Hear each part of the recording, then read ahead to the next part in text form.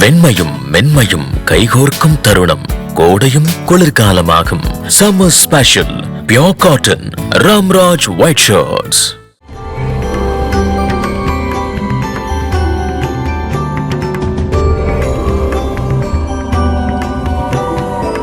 இந்த பாத பூஜை என்பது இந்து சமயத்தில் தான், குறிப்பாக நம்ம தமிழகத்தில் சித்தர்கள் நெறியில் ரொம்ப அற்புதமாக இருக்குது. சில சித்தர்கள் நான் பார்த்துருக்குறேன், பாத பூஜை செய்ய விடாமல் சரி என் பாதத்தை அமுக்கி விடும்பாங்க. புரியுதா? என்னுடைய பாதத்தை பிடிச்சி விடு அப்படின்னு சொல்லுது ஒன்று. அப்புறம் கங்கையில் வச்சு கூட வந்தவங்களுக்கு அம்மா சொல்லுது, ஒவ்வொருத்தன் தொடும் பொழுதும் அவனுடைய வினையே இந்த பாதம் வாங்கிக்குது. பல நேரத்தில் அம்மாவுடைய பாதம் வீங்கிடுது அப்படின்னு பாத வீக்கத்துக்கு ஒரு காரணத்துக்கு அம்மா சொல்லுது. அவ்வளவு வினைகளையும் அம்மா வாங்கிக்குது. அவர்களுக்கு நல்லது செய்யணும் அப்படின்னு சொன்னால் அவர்களுடைய பாதத்தில் இருக்கக்கூடிய என்னுடைய பாதத்தில் அவர்களுடைய வினையையும் நான் ஏற்றுக்கொள்கிறேன் அப்படின்னு சொல்லி, நீங்கள் எவ்வளவு பெரிய நிலையில் இருந்தாலும் சரி, சில பேருக்கு கண் திருஷ்டி வந்துடும், கண்டே பிடிக்க முடியாது. அது நான் பார்த்தேன்.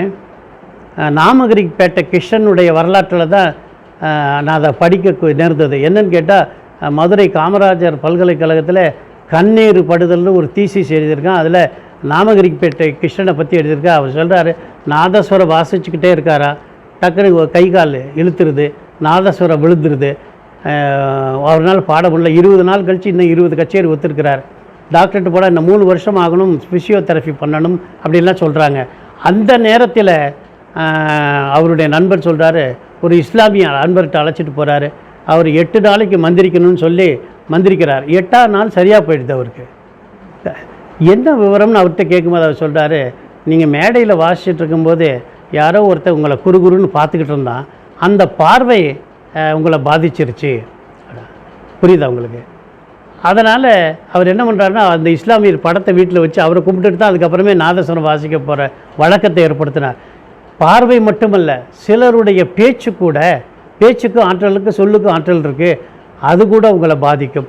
இது மாதிரி உள்ளதெல்லாம் குருவுக்கு பாத பூஜை பண்ணும் பொழுது உன்னுடைய கண் திருஷ்டி. சில இடங்கள் கேரளாவில் இருக்குது. நான் அந்த நூலில் கூட எழுதியிருக்கிறேன். ஒரு இந்த தங்கவேல் சாமி இதில் செய்வினைகள் செய்கிறார், அது நிச்சயமாக பாதிக்குது. அது மாதிரி உள்ள பாதிப்புகள், கோளாறுகள். அப்புறம் இப்போ நிறைய பேர் சாஃப்ட்வேரில் இருக்கவங்க மற்றவங்களுக்கெல்லாம் பார்த்திங்கன்னா மைண்டில் ஒரு டென்ஷன் ஏற்பட்டு போயிடுது. இதை ரிலாக்ஸேஷன்லாம் எங்கே வருதுன்னு கேட்டால், அவர்கள் எந்த மாத்திரை மருந்துனாலும் பண்ண முடியல. பாத பூஜை பண்ணும்போது இனி நல்லாயிரும் அப்படின்னு அந்த குரு சொல்லும் பொழுது அவனுக்கு ஒரு உற்சாகம். மைண்டு மறுபடியும் தன்னுடைய ஸ்ட்ரென்த்தை ரீகெயின் பண்ணிக்குது. மைண்டு சோர்வாகிட்டே போச்சுன்னா உங்களுக்கு ரொம்ப அவன் உடல்நிலையை பாதிக்கப்பட்டு போயிடும். இப்போ பல பேர் வராங்க, குழந்தை இல்லை அப்படின்ட்டு வராங்க. அந்த குழந்தை இல்லைன்ட்டு வரும்போது அவன் ஒரு ஆசீர்வாதம் பண்ணும்போது அந்த உடம்பு தூய்மைப்பட்டு போகுது. இதை ஒன்றும் இல்லை, 2 உணவுப் பொருள்களை தான் சொல்லுது. அந்த உணவுப் பொருள்களுக்கு அந்த ஆற்றல் இருக்கான்னா இவர்களுடைய சொற்களுக்கு அந்த ஆற்றல் வருது. அது அந்த குழந்தை உருவாகி இது இப்படி மனித குலத்தினுடைய பிரச்சனைகளெல்லாம் தீர்ப்பதற்காகத்தான் இந்த பாத பூஜையை குருமார்கள் ஏற்றுக்கொள்கிறார்கள் ஒழிய இதனால் அவர்களுக்கு வருமானம் வரணுங்கிறது அவசியம் கிடையாது. நீயாக விருப்பப்பட்ட குரு காணிக்கைன்னு வைக்கும் பொழுதும் அதை அன்னதானத்துக்கு கொடுத்து விடுவார்கள். யார் ஒருத்தர் இதில் இவ்வளோ பணம் வச்சாதான் பாத பூஜை இதெல்லாம் சொன்னால் இட் பிகம்ஸ் கமர்ஷியல். அப்படி வேண்டியதில்லை. குருவை அவருடைய பாதத்தை தொடர்றதுக்கு நீ எவ்வளவு காலம் புண்ணியம் பண்ணியிருக்கணும். அவ்வளோ ஈஸியாக நடக்காது. ஏன்னா பல மகான்கள் இருக்கிறாங்க, தொடவே விடமாட்டாங்க. ஆனால் இப்படி ஒரு பாத பூஜையை இந்த இடத்துல கொடுக்கணும் அப்படின்னு சொல்லும்போது இது அவர்கள் கொடுத்து வைத்தவர்கள் ஏதோ காரணத்தை வச்சு அம்மா அவர்களுடைய பாத பூஜை ஏற்றுக்கிறது. சாமி, எங்களுக்கு பாத பூஜை செய்வதற்கு ஆசை இருக்குது, ஆனால் எப்படி செய்யணும்னு தெரியல. எப்படி ஆரம்பிக்கிறது, எப்படி முடிக்கிறது? அதாவது சாதாரண குடும்பத்தில் ஒரு பாமரனாக இருக்கக்கூடியவன், அப்படிப்பட்டவன் குரு யாருன்னு தெரியாது. அப்படி தமிழ்நாட்டில் குரு இல்லாமல் இருக்கக்கூடியவர்கள் கோடிக்கணக்கில் இருக்கிறாங்க. மற்ற சிலர் குறிப்பிட்ட அமைப்பு உடையவங்களுக்கு இன்னார் தான் குருன்னு தெரியுது, நேராக போய் அவரை தொட்டு வணங்குறாங்க, பாதத்துக்கு பூஜை எல்லாம் பண்ணுறாங்க. மற்றவர்களுக்கு பாத பூஜை பண்ணுறதுக்குரிய வாய்ப்பே அது என்ன எப்படி செய்கிறதுன்னு தெரியல. சில நேரங்களில் குருவானவர் இப்படி இருக்கிறேன்னு சொல்லி காட்டி கொடுத்துட்றாரு. சரி, முதல்ல என்ன செய்யணும்னா, ஒரு சாதாரண பாமரனாக இருக்கக்கூடியவன் பெற்றோர் தான் குரு, அதை முதல்ல தெரிஞ்சுக்கணும். தாய் தந்தை தான் குரு. அவனுக்கு சரியான குரு கிடைக்கும் காலம் வரையில் தந்தையையும் தாயையும் குருவாக நினச்சி ஒரு வருஷத்துக்கு ஒரு முறையாவது, நான் சொல்கிறேன் ஒரு வாரத்துக்கு ஒரு முறை செய்யலாம், முடியல மாதத்துக்கு ஒரு தடவை பௌர்ணமி நாள் சித்தர்கள் நாள் அன்னைக்காவது செய்யலாம். அதுவும் இல்லைன்னா வருஷத்துக்கு ஒரு நாளாவது பெற்றோர்களுக்கு பாத பூஜை செய்யணும். அது எப்படி செய்கிறது அப்படின்னு கேட்டால், மஞ்சள் இவ்வளவு இருந்தால் போதும், மஞ்சள் தூள். ஏன் அப்படின்னு கேட்டால், நான் மங்கள பொருளை உனக்கு கொடுக்குறேன், என்னுடைய குடும்பத்தை நீ மங்களமாக வைத்துக்கொள்ள வேண்டும். புரிஞ்சுக்கிட்டீங்களா உங்களுக்கு? அப்போ இந்த மஞ்சளை 2 பாதங்களுக்கும் பொட்டு வைக்கணும். அம்மா இருந்தாங்கன்னா அவங்களுக்கும், தாய் தந்தைன்னு சொல்கிறோம்ல, அதை பொட்டு வைக்கணும். அடுத்து குங்குமம் என்பது திலகம். திலகம்ங்கிறது எப்பொழுதுமே புகழோடு நிற்றல் அப்படிங்கிறது தான் திலகம்னு பேர். மங்கையர் திலகம்னா மகளிருக்கெல்லாம் புகழ் பெற்றவளாக இருக்கக்கூடியவள். அந்த திலகத்தை நான் எப்பொழுதும் புகழோடு இருக்கணும். ஏனென்று கேட்டால் வள்ளுவம் சொல்லுது, தோன்றில் புகழோடு தோன்றுக, அக்திலார் தோன்றலில் தோன்றாவன் என்று. வாழ்க்கையில் வெறும் சாப்பிட்றதுக்கு மற்றதுக்குத்தான் வாழ்க்கை என்பதல்ல, புகழோடு வாழணும், நல்ல மங்களகரமாக வாழ வேண்டும் அப்படிங்கிறது. அவங்கள பார்த்தா ஒரு திவ்ய தம்பதியும்பா, தெய்வீக தம்பதியாக அவர் வாழ்ந்து கொண்டு இருக்கிறார்கள். ஒவ்வொரு வீட்டில் கணவன் மனைவி திட்டுவது, மனைவி இப்படியெல்லாம் இருக்கக்கூடாது, சண்டை சச்சரவுகள் இல்லாத வாழ்க்கை. அப்போ குங்குமம் வச்சிடறோம். சந்தனம், எந்த குடும்பத்துக்குன்னு சொல்லி ஒரு மனம் இருக்குங்கிறான், வாசனை. அது என்ன வாசனை அப்படின்னு கேட்டால், ஒழுக்கங்கிறது தான் அந்த வாசனை. மனையறம் அப்படிங்கிறது ஒழுக்கம் நிறைந்ததாக இருக்க வேண்டும். அதற்கு சந்தனம், இதை 3 வச்சிடணும். வச்சுட்டு மலர் இடுதல். ஏன் மலர் அப்படின்னு கேட்டால், ஒவ்வொரு நாட்டிலையும் ஒரு தேசிய மலர்னு இருக்குது. ஏறத்தாழ நமக்கு 198 நாடுகள் இருக்குது. ஒவ்வொரு நாட்டுக்கும் ஒரு மலர், தேசிய மலர். தாமரை நம்ம வச்சுருக்குறோம் அப்படின்னு சொன்னால், ஒரு நாட்டில் ஒரு மலர் கிடைக்கும், இன்னொரு மலர் கிடைக்காம போகலாம். ஆனால் தமிழ்நாட்டில் தான், இந்தியாவில் குறிப்பாக தமிழ்நாட்டில் கொல்லிமலையில் தான் எல்லா நாட்டினுடைய மலர்களும் கிடைக்கிது. அது என்ன விசேஷம் பாருங்கள், அவ்வளோ கொடுத்து வச்சது அந்த மலர்கள். சரி, இந்த மலர்கள் எதுக்கு அப்படின்னா, மனித வாழ்க்கையே 2 தொழிலை அடிப்படையாகத்தான் இருக்குது அப்படின்னு சொல்லி வள்ளுவம் அதை சிறப்பித்து சொல்லுது. சுழன்றும் ஏற்பின்னது உலகம். முதல்ல உழவு தொழில்தான், அதற்கடுத்து மானத்தை காக்கக்கூடிய நெசவு தொழில் தான், மற்றதெல்லாம் இதன் பின்னால் வரக்கூடியது தான். அப்போ இந்த பயிர் தொழில் வளரும் அப்படின்னு சொன்னால், மலர்கள் எந்த நாட்டில் அதிக பரப்பளவில் வளர்க்கப்படுகிறதோ அந்த நாட்டில் விவசாயம் செழிக்கும். ஏன் அப்படின்னு கேட்டால், இந்த மலர்களை நோக்கி இந்த சிவபெருமான் கோயிலுக்கே என்ன சொல்கிறான்னா, ஒரு பட்டியலில் நறுமண மலர்களைத்தான் இட வேண்டும். கோயிலுக்கு கொடுக்கும்போது பூச்சொரிதல் விழா, அங்கே வெங்கடாஜலபதி திருப்பதிக்கு தினம் புஷ்ப அஞ்சலி வழிபாடு எல்லாம் நடத்தணும். ஏன் என்று கேட்டால், இந்த மலர்களை தேடி தேனீக்கள் வரும். இந்த தேனீக்கள் இருந்தால் விவசாயம் செழிக்கும். நெற்பயிர்கள் எல்லா இதுக்கும் இந்த தேனீக்களுடைய தேவை ஏற்படுது. இப்போ நாமெல்லாம் இல்லைன்னு வச்சுங்க, 100 வருஷமோ 1000 வருஷமோ தேனீ வளர்ந்துடும். ஆனால் தேனீக்கள் இல்லாமல் நம்மளால் 1 வருஷத்துக்கு மேலே இந்த மனித இனம் இருக்க முடியாது. அப்போ அந்த தேனீக்கள் வாழக்கூடிய உயிர் நாடியாக இருக்கக்கூடிய இந்த மலர்கள் தமிழனுடைய வாழ்வியலில் தொடக்கத்திலிருந்து இறுதி வரை மலர். கடைசியில் ஒருத்தன் மறைஞ்சிடறான்னா அவனுக்கு மாலையை போடுறான். ஏன்னு கேட்டால், இறந்த நிலையிலும் அவன் உழவு தொழிலை வாழ்த்திட்டு தான் போகணும் அப்படிங்கிற மரபை நாம் வச்சுருக்கிறோம். அதனால் இந்த மலர் கொண்டு அந்த பாதத்தில் போட்டு என்ன வேண்டிக்கணும்னு கேட்டால், மற்ற எதுவும் கேட்க வேண்டியதில்லை, உழவு தொழில் சிறப்பாக இருக்க வேண்டும். ஏன்னா அதன் அடிப்படையில் தான் என்னுடைய வாழ்வாதாரம் அமைஞ்சிருக்குன்னு சொன்னால், உழவு தொழில் சிறப்பாக இருந்தால் மற்றதெல்லாம் உங்களுக்கு மன நிம்மதியிலேருந்து எல்லாம் வந்துடும். இன்னும் சில நகைக்கடையில் எனக்கு தெரிஞ்ச பார்த்துருக்குறேன், கிராமங்கள்லேருந்து வர்றவன், சாமி ஒரு 20 பவுன் நகை வேணும், மகளுக்கு கல்யாணமாக, செட்டியார் எடுத்து கொடுத்துருவார். எப்போ கொடுப்பான் திரும்ப அந்த பணத்தை? அறுவடை முடிஞ்சவொடனே வந்து கொடுப்பான். இது அவர்களுக்குள்ள ஒரு ஒப்பந்தம் இருக்குது. அப்போ உழவு தொழில் அடுத்த பொருளாதாரத்தை அவர்களுக்குள்ளே ஒரு அண்டர்ஸ்டாண்டிங். புரியுதா உங்களுக்கு? இது ஒரு சைக்கிள், ஒன்றோட ஒன்று தொடர்புடையதான் இருக்குது. அதனால் இந்த பாத பூஜையை பெற்றோர்களுக்கு செய்யும் பொழுது இந்த 3 இருந்தால் போதும். மலர்கள் எல்லாம் வைக்கலாம். சில சித்தர்கள் மலர்களை விட இலைகளை, மூலிகைகளை ரொம்ப விரும்புகின்றார்கள். எல்லா மூலிகைகளுக்கும் ஆற்றல் இருக்குது. 1008 மூலிகைகள், 108 மூலிகைகள் இருக்குது. சிலர் மலரோடு மூலிகையும் சேர்த்து பெற்றோர்களுக்கு வழிபாடு செய்யலாம். அப்போ சில நேரங்களில் குருநாதர் அமைஞ்சிருவார். பெற்றோர்களுக்கு நீங்கள் என்ன செய்கிறீங்களோ அதே தான் மாதா, பிதா, குரு, தெய்வம். முதல்ல பெற்றோர்களுக்கு பாத பூஜை செஞ்சு பழகு. உனக்கு இப்போ ஒன்றுமே இல்லாதையும் முதல்ல பெற்றோர்களை தெய்வமாக நினச்சி பழகு. அப்புறம் குருவை போய் பாரு. அவருக்கு இது மாதிரி கொஞ்சம் ஒன்றும் நீ செலவே கிடையாது, இது மாத்திரம் வச்சுக்கோ. 2 எலுமிச்சம்பழத்தை பாதத்தில் வச்சு, ஏன்னு கேட்டால் எலுமிச்சையும் அந்த வெண்பூசணியும் அதிக நாள் உங்களுக்கு சூரிய வெளிச்சத்தில் இருக்கக்கூடியது. இரண்டுமே நீங்கள் பெரியோர்கிட்ட கொடுத்து வாங்கும்போது உங்களுடைய நெகட்டிவ் எனர்ஜியெல்லாம் அது அப்சர்வ் பண்ணிக்கும். அதனால தான் இந்த பூசணிக்காய், வெண்பூசணிக்கும் இதையும் கொடுக்குறாங்க. இப்போ குரு என்ன பண்ணுவார்? உனக்கு உரிய தெய்வம், குல தெய்வம் இதுதான் சொல்லி தெய்வத்தை காட்டுவார். இதே கொண்டு போய் தெய்வத்துக்கும் பூசைக்கு வழிபாடு செய்யலாம். அதனால் சாதாரண பாமரர்கள் அதை செய்யணும் இதை செய்யணும்னு நினைக்கவே வேண்டாம். சில குருநாதர் இருக்காங்க, அவங்கள பிடிச்சதையும் கொண்டு வாங்கி கொடுப்பாங்க.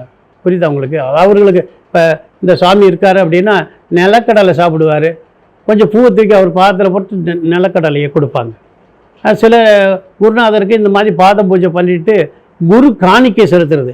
அந்த குரு காணிக்கைங்கிறதே தவறாக புரிஞ்சுக்கிட்டாங்க, குரு வசூல் பண்ணுறாருன்னு. அது உண்மை இல்லை. குரு காணிக்கையாக நீ கொடுக்கக்கூடிய பணத்தை ஒவ்வொரு மனிதன் இவ்வளவு தர்மம் பண்ணணும்னு இருக்கு. இவன் அன்னதானம் தான் தர்மங்கள்லேயும் உயர்வானது, இவன் செஞ்சு பழக்கம் இல்லை. அப்போ என்ன செய்கிறது அப்படின்னு கேட்டால், குருக்கிட்ட காணிக்கை கொடுத்தா இவன் சார்பாக குருவானவர் இவன் பெயரிலேயே ஒரு 10 பேருக்கு அன்னதானம் பண்ணுறார். அன்னதானம் பண்ணும் பொழுது உன்னுடைய பிறவியில் ஏற்பட்ட எவ்வளவோ வினைகள் இருக்குது எல்லாம் தீர்ந்து போயிடுது. நான் நேரடியாக ஒரு நிகழ்வை என்னால் சொல்ல முடியும். ஒரு இளைஞன் தினமும், அவர்கள் வீட்டில் ரொம்ப கஷ்டம், தினமும் என்ன பண்ணுவான், மலைக்கோயில் மேலே ஏறுவான். பழனி மலையில் மேலே ஏறி போயிட்டு கீழே வருவான்.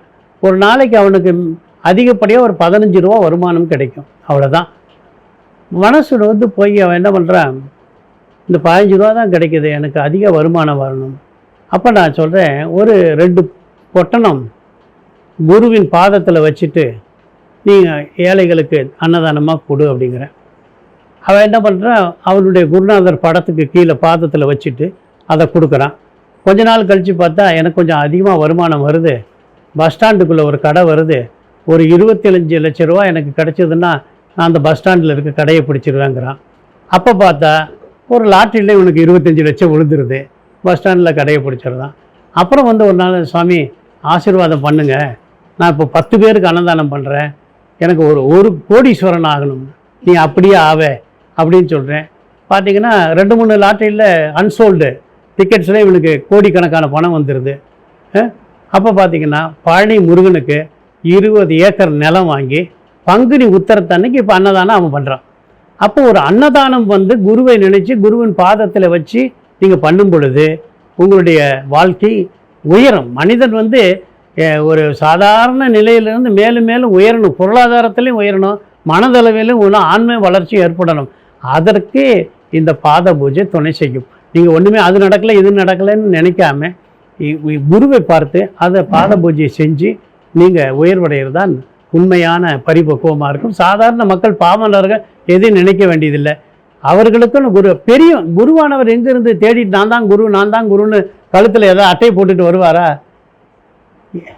அதுக்கு சொல்கிறான், சான்றோர்கள் சொன்னான், எவன் மனதில் எந்த குற்றமும் இல்லாமல் நல்லா இருக்கிறானோ, பெரியவர்களாக இருக்க அவர்களுடைய பாதத்தை தொழுதாலே அவர்களே குரு தான். புரியுதா? உங்கள் வீட்டில் உங்கள் பெரியவர் யாராவது இருக்கா, அவங்க தான் குரு. புரிஞ்சுக்கிட்டீங்களா? தன்னை எவன் தாழ்த்தி கொண்டு இருக்கிறானோ அவன்லாம் குரு தான். அவனை வணங்கி நீ பாட்டுக்கு முன்னேறணும்.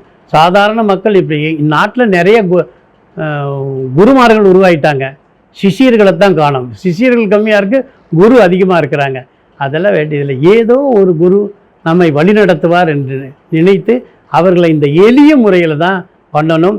இதில் படோடோபமோ பெரிய அளவில் இருந்துச்சு. உங்களுக்கு அதிகப்படியாக செலவு பண்ணால் 50 ரூபாய்க்குள்ளே போதும் பாத பூஜை, அவ்வளோதான் செலவு பண்ணணும், அதுக்கு மேலே தேவையில்லை. வெறும் ஒன்றுமே இது கூட இல்லைன்னா வெறும் வேப்பிலையும் மாயிலையும் குருவின் பாதத்திலே படைத்து அருகம்புல் படைத்தா கூட போதும், அதையும் அவர்கள் ஏற்றுக்கொள்வார்கள், உங்களுக்கு அருளாசி வழங்குவார்கள். கும்பகோணத்துக்கு அருகில் சூரியனார் கோயில், அதுக்கு பக்கத்தில் ஒரு கிராமம், அங்கே ஒரு பள்ளிக்கூடம். பெற்றோர்கள் தாய் தந்தையர் 2 பேரும் 2 சேரில் உட்காந்துருக்காங்க. இப்படி ஒரு 150 பெற்றோர்கள் உட்காந்துருக்குறாங்க. அந்த பள்ளியில் படிக்கக்கூடிய 1ஆம் கிளாஸு 2ஆம் கிளாஸு 5 இப்படி படிக்க மாணவ 7ஆம் கிளாஸ் 8 எந்த மாணவர்களும் அவரவருடைய தாய் தந்தையருக்கு ஒரு தட்டில் அவர்களுடைய பாதத்தை வச்சு ஒரு விசில் அடிக்கிறாங்க. முதல்ல தட்டு வைக்கிறாங்க, அதுக்கப்புறம் இந்த குங்குமம் இதெல்லாம் போட்டுலாம் வச்சு இந்த குழந்தைகள் எல்லாம் படிக்கிற குழந்தைகள் எல்லாமே வந்து தாய் தந்தையை வணங்குது. பெற்றோர்கள் என்ன பண்ணுறாங்க, அச்சதை அரிசி எடுத்து ஆசீர்வாதம், மலர்கள் எடுத்து ஆசீர்வாதம், நீ நல்லா இருக்கணும் அப்படின்னு சொல்கிறாங்க. இந்த கலாச்சார பண்பாட்டு செய்தி இருக்கே, இது வந்து அந்த பள்ளியில் பெற்றோர்களை நீ வணங்கணும்னு குழந்தைக்கு மாணவ பருவத்திலே சொல்லி கொடுக்குறாங்க. இது ஒரு பிற்காலத்தில் அவன் வளரும் பொழுது எங்கே போனாலும் சரி, நாம் எந்த நிலையிலும் நம்மளுடைய பெற்றோர்களை வணங்கணுங்கிற எண்ணம் ஆள் மனதில் ஏற்படுத்துகிறத பார்க்குறோம். அவன் அதை மாத்திரம் வணங்கலை, அதை முடித்த உடனே நேராக வந்து தான் தன்னுடைய பள்ளிக்கூடத்து ஆசிரியர் அவருக்கும் பாத பூஜை பண்ண ஆரம்பிச்சுட்டான். அப்போ மாதா பிதா இல்லாமல் குருவுக்கும் அவன் பாத பூஜை பண்ணுறான். இது நேரடியாகவே நாங்கள் பார்த்த அனுபவம். அப்போ பள்ளிக்கூட நிலை பாடத்திட்டத்தில் நமக்கு வந்து பெற்றோர்களையும் குருவையும் வணங்கணுங்கிற எண்ணத்தை நாம் உருவாக்கலை, அதுக்குரிய பாடத்திட்டமும் நம்மகிட்ட இல்லை. அந்த பள்ளிக்கூடத்தில் அதை பார்த்தது எனக்கு ரொம்ப மனதுக்கு நிறைவாக இருந்தது.